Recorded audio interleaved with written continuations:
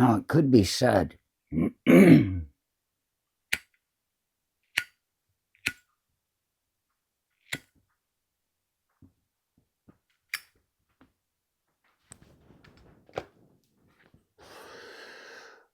the lion's pride is truly led by the lioness. It could be spoken of how it's the lioness that births the cubs, the kits, whatever you call a baby lion, and raises them and feeds them and takes them out and teaches them to hunt. While the lion sits back, getting fat and eating their meals.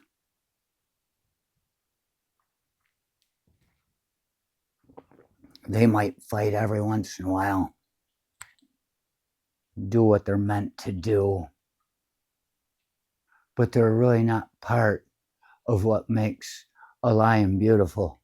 It's the mothers, it's the pride, it's that sisterhood.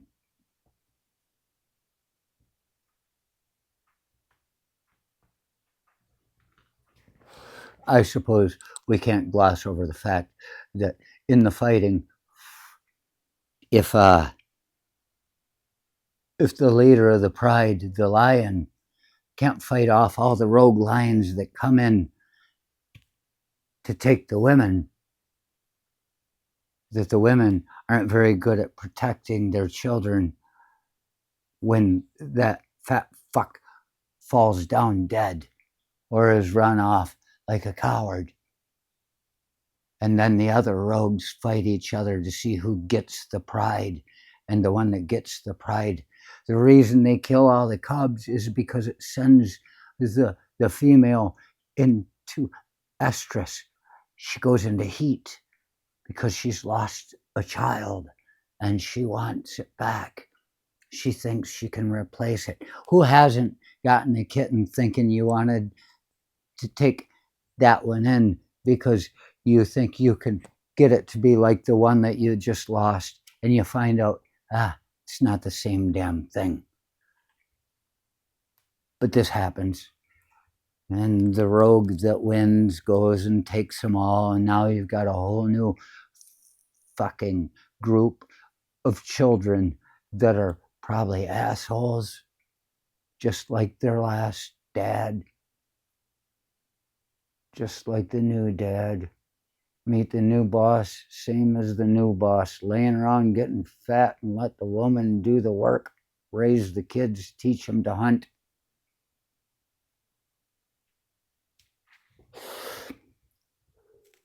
We could talk about mitochondrial DNA. It's finally started coming up over the last few years. People are learning a little bit about it. Of course, if you're not interested in it, it'll probably just gloss right over.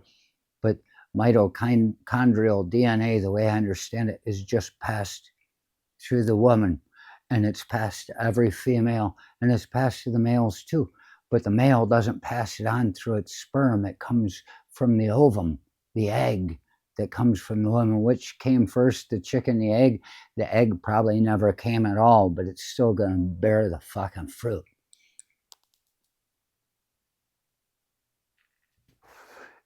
And how all females, all women, they share the same mitochondrial DNA. So in a sense, there is a true sisterhood. They are connected. They are a sorority. They share each other's cares and worries about the neighbors and the future and their children's future. They share the upbringing of each other's children. Why do you think babysitters so many times happen to be female? It's not just because you can't trust a teenage boy with your kid.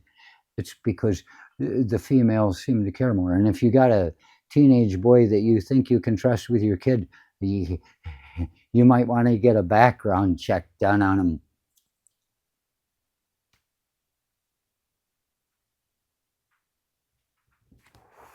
We could talk about the sisterhood, how it cares about raising our children's healthy and clean. And there is a thing, a, a will to power that comes within some women too. Maybe they've got high testosterone. I don't know. But we could talk about this Susan Collins chick. I think she must be a congresswoman or something. I don't know what the hell she is. But she voted for that big, disgusting abomination of a bill which takes away health care to the children. You can say, oh, no, that's not happening. That poor guy told me it's never going to happen. Well, it is. And you can say, well, it's not my kid. And you're already stepping over the bounds a little bit because you're supposed to care about each other's kids. That's your sister. That's your mother. That's your daughter. That's you. You can talk about how, well, when things start getting taken away from people, people will start to revolt, not the people you expected. They're the people that are down the street that you've never had a problem with, but you don't like the way they look. And they can sense that.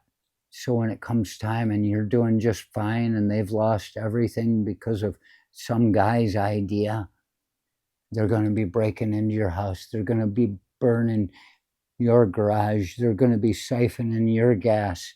They're going to be eating chicken out of your refrigerator, if you want to quote what Bo Diddley said on stage when I saw him.